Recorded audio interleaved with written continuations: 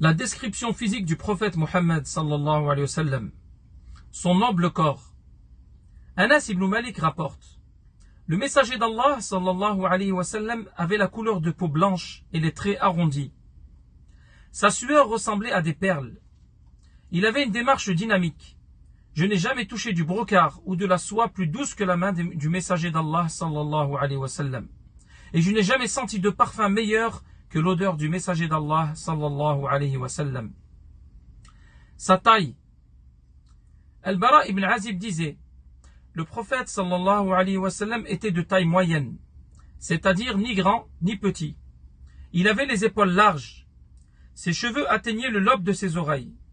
Un jour, je l'ai vu porter une cape rouge et je n'ai jamais rien vu de plus beau que lui. Son visage. Ka'b ibn Malik rapporte: lorsque je saluais le messager d'Allah sallallahu alayhi wa sallam, son visage resplendissait de joie. Lorsqu'il était joyeux, son visage brillait comme s'il provenait d'une partie de la pleine lune. Nous reconnaissions ceci chez lui.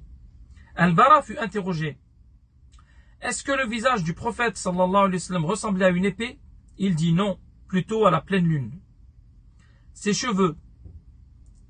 Anas ibn Malik rapporte: le prophète sallallahu alayhi wa sallam avait de grandes mains. Je n'ai jamais vu quelque chose comme lui. Ses cheveux étaient ni crépus, ni très lisses. Ses yeux.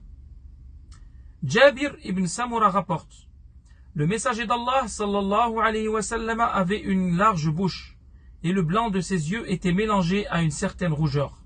Ses talons étaient fins. Sa transpiration. Anas ibn Malik rapporte: un jour, le messager d'Allah sallallahu alayhi wa sallam est rentré chez nous et a fait la sieste. Il transpira durant son sommeil. Ma mère prit alors un flacon et récupéra sa sueur. Le prophète sallallahu alayhi wa sallam se réveilla en sursaut et dit: oh Sulaym, que fais-tu?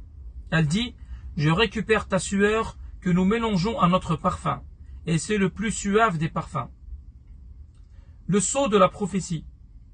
Il avait une excroissance de peau dans le dos.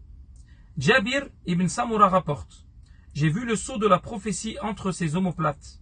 Il ressemblait à un œuf de pigeon, de la même couleur que son corps.